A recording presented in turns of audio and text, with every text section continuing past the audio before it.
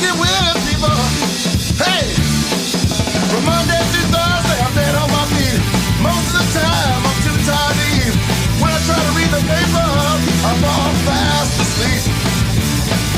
As soon as Friday rolls around, I lay on my weekday books down. I put on my long rags to pay the time. Hey, hey, hey, hey. Oh, yeah, yeah. 'Cause that's when I party down. Party down. Party hard. Party down. Welcome back to the Weekend Warrior. Quick note, I'm recording this on Monday night after 9 p.m., which is not my favorite thing to do, but actual box office numbers came in so late on Monday, and I already made plans, so it is what it is. As I'll also mention later this week, I'll be covering the Sundance Film Festival virtually from Wednesday through Sunday, which is not only going to affect how much writing I'll be able to get done after this video edition, but also how much I'll be able to write for next week's Weekend Warrior. I'm also doing much of this recap without notes due to lack of time, so I'm mostly winging it. So I hope it doesn't suck. Either way, this past weekend was very, very bad. Definitely the worst of the year so far. And it wasn't really helped by the massive snowstorm that hit most of the country, shutting down hundreds of movie theaters. I'm also not sure it's going to get that much better until Valentine's Day or President's Day weekend. There were two new relatively high-profile wide releases this week. They both got terrible reviews, which did not help either their case, although one did well enough to dethrone James Cameron's Avatar Fire and Ash from the #1 slot after 5 weeks there. It wasn't bad enough that two hugely panned movies were the most high-profile releases this weekend, but then on Sunday, this huge snowstorm hit the country, and you can see how it affected all of the movies because so many theaters ended up closing down. So the actuals released on Monday were significantly lower than the estimates from Sunday morning. Either way, we'll begin this weekend recap with the Amazon MGM sci-fi thriller Mercy, starring Chris Pratt and Rebecca Ferguson, which actually did only slightly better than I predicted, even though it got terrible reviews from critics. But oddly, audiences gave it a higher audience score on Rotten Tomatoes. Even odder is that popcorn meter goes against the cinema score the movie got, which is a B-, which is not great. It's similar to the B- cinema score given to Primate and Greenland Migration earlier this year, and you can see later how much those have dropped ever since then. Even though the popcorn meter shows that people seem to like the movie, the cinema score gives a different story. Mercy ended up making $10.8 million in 3,468 theaters over the weekend, per theater average of 3,117, which is not great considering how much money went into the promotion of the movie. But it's still Weather Weekend. I guess it's still going to be considered a win for Amazon MGM, mainly because it beat Avatar Fire and Ash in its sixth week.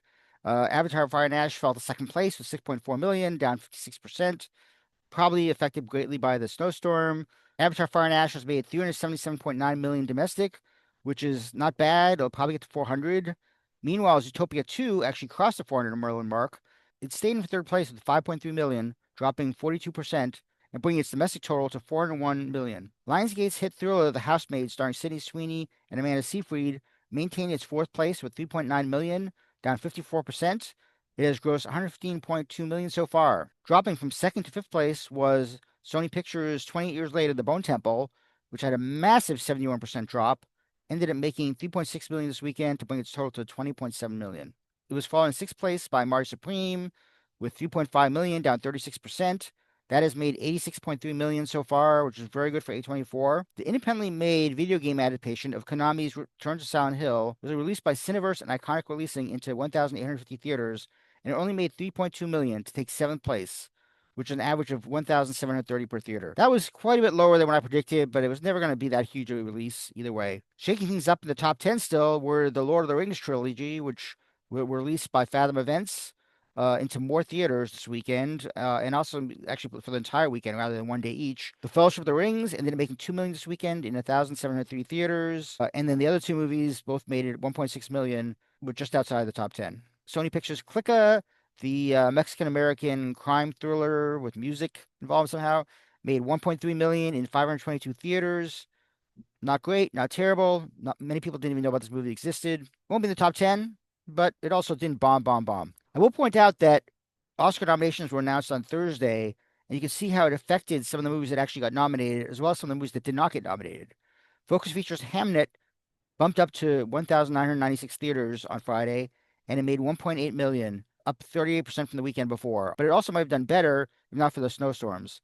It has made 17.5 million so far, and there's no sign of it stopping, especially with people being curious about the Oscar nominations. For more proof of the bump that movies got from Oscar nominations, you have to go down further to see where The Secret Agent and Sentimental Value, both nominated for International Feature, got some bumps. Not a lot of theaters added, still under 200 theaters. Both of them made about 202,000 this weekend. Sentimental Valley has made 4.5 million. Secret Agent has made 2.8 million. I expect that Neon's going to keep expanding both of them, especially with these Oscar nominations. We'll have to see how they play this out. On the other side of that, you can see how Park Chan-wook's No Other Choice, also released by Neon, had a huge 70% drop in its second weekend in wide release. It's made 8.3 million, which is still great and probably the best Park Chan-wook's seen for any of his movies so far. If he got an Oscar nomination, you can see it probably would have added more theaters rather than just holding steady. Neon also opened their animated ARCO in 4 theaters in New York and LA, made $45,303, an average of $11,326 per theater, and it's going to be expanding wider on Friday. I'm not sure how much wider, but I guess we'll find out by week's end. It probably surprised no one that Warner Brothers bumped Paul Thomas Anderson's One Battle After Another back into 875 theaters. It also made $200,000. It's made 71.8 million so far. Searchlight's Testament of Ann Lee, it bumped up to 500 theaters over the weekend. It did make 558,000 to bring its total to 1.5 million. It probably would have done better if Amanda Seyfried or the movie itself wouldn't have gotten any Oscar nominations. You can also see how the lack of Oscar nominations hurt Bradley Cooper's This Thing On, also released by Searchlight. It dropped 84% in its 6th weekend, lost 1,200 theaters. It's basically done. It's basically made 6 million. No one's interested in this movie. If it had got any awards nominations whatsoever, it might have been doing better. Working for Good, it's already made a lot of money, but it didn't get any Oscar nominations. So it lost 51%, even though it added more theaters this weekend. This shows how Oscars do affect box office. The only other thing I'll say is that other movies had huge drops, including Primate, dropped 69%, Anaconda dropped 61%, and Greenland 2 Migration dropped 72%. This is just showing that these genre movies opened a few weeks ago, but immediately started losing theaters because they just weren't performing as well as the studios and the theaters expected. All 3 of those are outside the top 10 after a couple weeks. Now let's get to some of the new movies for the week. This is the final weekend of January and also the beginning of February because Sunday is February 1st. Where did the month go? It just flew by and it wasn't great. It's been a terrible month. It's hard to say this weekend will be much better, although we do have a film from a very, very prominent, well-known legend in filmmaking, Sam Raimi. Those who hate influencers and vanity projects are going to absolutely hate this weekend because I count 4 movies that fit into that category. I've also seen 2 of the big releases this weekend, including Sam Raimi's Send Help, which I've already reviewed, but then also Shelter, which the reviews will be up on Wednesday. I should also mention that starting Wednesday, I'll be covering the Sundance Film Festival virtually, which means watching a lot of screeners in between Wednesday and Sunday. Anyway, normally I'd start this week by talking about Sam Raimi's return to R-rated theatrical releases, but if I did that, I'd have to ignore another movie that looks to be a real phenomenon, and that is Markiplier's self-released horror movie, Iron Lung. I'll try to talk more about that in a bit, even though I know almost nothing about it. But the main event of the weekend is indeed Sam Raimi's return to non-IP, having only directed 2 movies in the last 15 years. Let's quickly look at a trailer for Send Help. I'm going to be frank with you.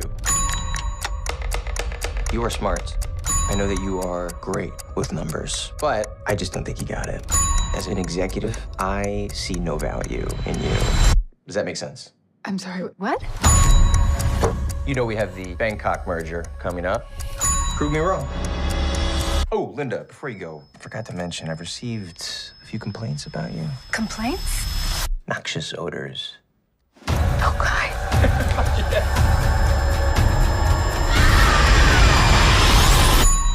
Take your seats, you're a little bitch.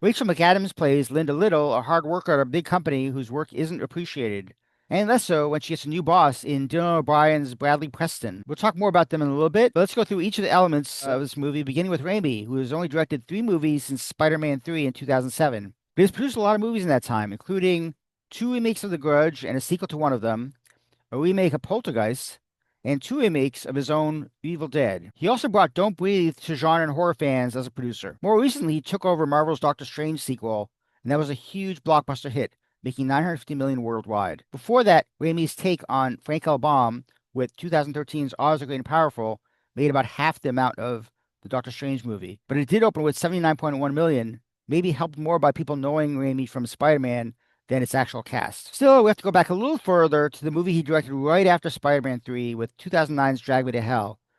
which was back in the horror realm he first became known for with the Evil Dead movies, which went all the way back to 1983. Drag Me to Hell made $42 million domestic and $49.2 million overseas with a $30 million production budget. It opened with $15.8 million in just 2,500 theaters. Raimi did work with Rachel McAdams in Doctor Strange, but she had a minuscule role as Strange's colleague, Dr. Christine Palmer. For some reason, I had in my head that they previously worked together in 2005's Red Eye, but I'm a dummy because that was the late great Wes Craven, another horror legend. Since Red Eye, McAdams hasn't really done much horror, and her last movie was in the mom role of Are You There, God? It's Me, Margaret in 2003. She did the Doctor Strange sequel right before that. She also appeared in the 2 Sherlock Holmes movies with Robert Downey Jr. and Jude Law, and she also did some classic romantic dramas, including The Notebook and The Vow. That actually worked in the movie's favor, since the idea of getting revenge on an asshole boss is something many women will relate to, and possibly want to see this movie with their girlfriends and female work colleagues. McAdams has just had an amazingly diverse career, including popular holiday films like The Family Stone, Oscar winners like Spotlight, Oscar nominees like Woody Allen's Midnight in Paris. That was possibly his last great movie, and just outright bombs like Cameron Crowe's unfortunate Aloha. The movie also has Dylan O'Brien, who can pull a younger female audience from his roles in the Maze Runner movies and MTV's Teen Wolf. He's one of those hunky young actors like Zac Efron that women seem to love, although he's now 34 years old, so probably good he's playing more adult roles. His role as Bradley Preston is definitely a departure, being more of an antagonist, but again, he'll probably be more of a draw for women than men. Send Help has such a great concept, and unlike many horror and genre films, it's something women will be able to relate to and want to see. Even if it does get pretty gory with lots of blood and actually some vomiting. The early reactions to Send Help have been great, and reviews have followed suit, where it's somewhere between 92 and 93% on Rotten Tomatoes. My own review has also already been posted on Substack. The only thing that worries me a bit about Send Help is that last year there were a number of great original genre movies, a few with popular actors too, that didn't do very well. They showed that original genre movies like Send Help have a much tougher time getting people into theaters. A couple of examples from last year include the horror comedy Hard Eyes, which opened in over 3,000 theaters and made $8.3 million opening weekend, and $34 million by getting a nice Valentine's Day bump.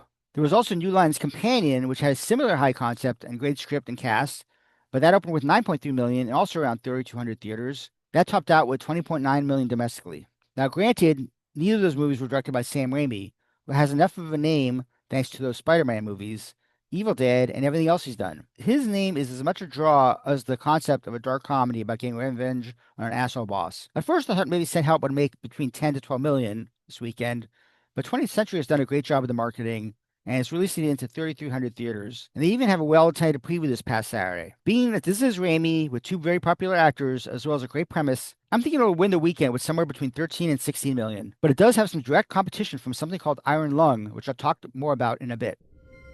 Does the name Michael Mason ring any bells? Mason isn't just an assassin. He's a precision instrument. He was one of the first of elite operatives. Then what happened?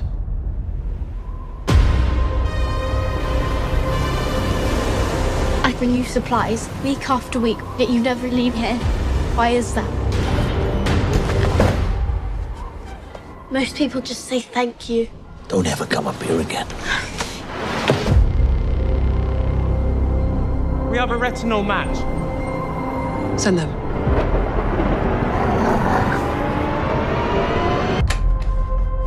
What's happening?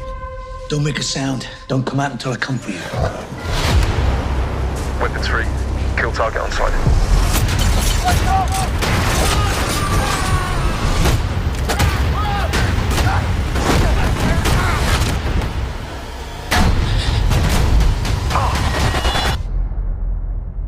Alpha team, come in. They're all gone. The other real movie out this weekend is Jason Statham's action thriller Shelter, the second movie of the month, directed by my pal Rick Romanois, who I interviewed earlier this month. This one is being released by fledgling distributor Black Bear, the production company who went into self-distribution last year with Sydney Sweeney's Christie, which bombed very badly, despite Sweeney's assumed popularity and that of the female boxer she played in the movie. This one does have Jason Statham, who has proven to be quite a popular action star in the States over the past 20 years. He first appeared in Guy Ritchie's early movies like Lock, Stock, and Two Smoking Barrels and Snatch. That led to a few other mostly bad movies, but then he got his own action franchise with the Luc Besson-produced The Transporter in 2002. The next year, he was part of the impressive ensemble cast of The Italian Job with Edward Norton, Mark Wahlberg, and Charlize Theron. That was Statham's first movie to make $100 million domestic, but it would not be his last. I'm not going to go through all of Statham's career and filmography, as that would take forever, but some of the highlights include the Expendables movies that would pair him with many of the great action stars of the past 40 years, the Crank movies, which I'm rather partial to myself, and then came 2015's Furious 7, which introduced Statham as Deckard Shaw. And that took Statham to the next level with 2 massive blockbusters and a spin-off with Dwayne Johnson called Hobbs and Shaw. I should also mention 2018's The Meg, which made $145 million domestic, and its 2023 sequel, Meg 2: The Trench, which still made $85 million. And then this 2024's The Beekeeper, which is getting a sequel next January. Like Gerard Butler, Statham is indeed becoming Mr. January, and there's a lot of male fans out there who will see everything he's in. Statham's last movie last year was A Working Man, which reteamed him with his Beekeeper director David Ayer. And that opened pretty decently with $15 million on its way to $37 million domestic and nearly $100 million worldwide. Shelter is a very different movie for Statham. It does have some of his trademark action, but it also pairs him with a young girl he's trying to protect, a la Luc Besson's Leon the Professional, which starred Jean Reno, Gary Oldman, and a very young Natalie Portman. Shelter also stars Naomi Aki and Bill Nighy. It has a bit of a spy factor with MI6 playing a large part in trying to find Statham's character, even as others are trying to kill him. In many ways, this reminded me of The Bourne Identity, and we'll see if it has that effect on others.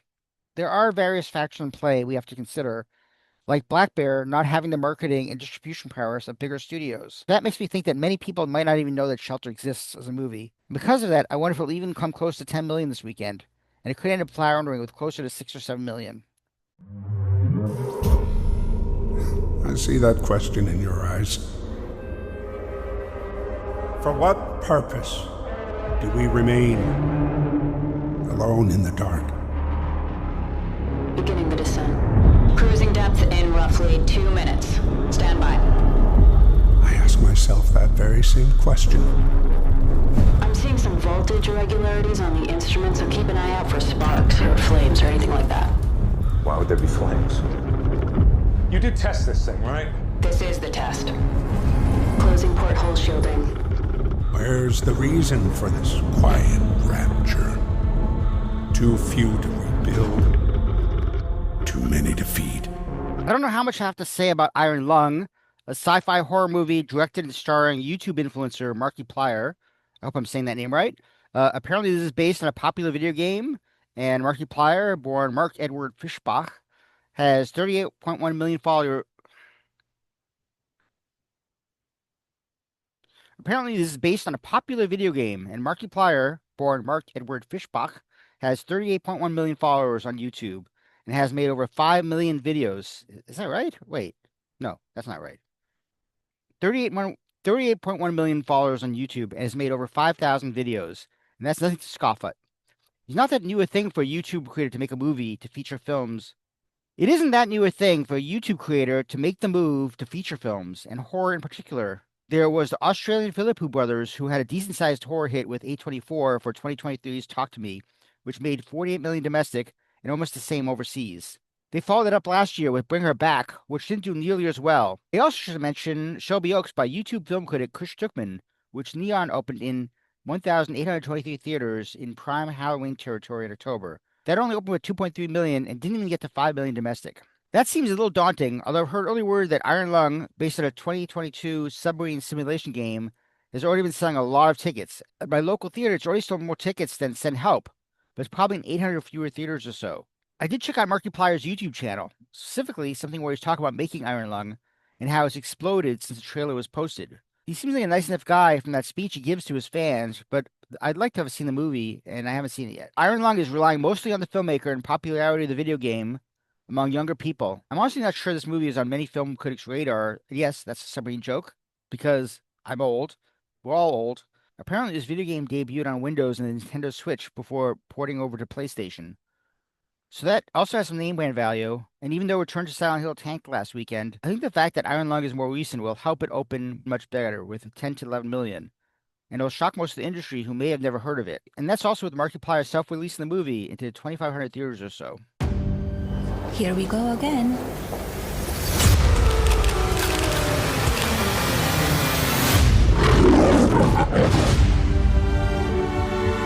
You can come in. Good morning. After Artist's legacy will be that of Peacemaker. Peacemaker and the Fire.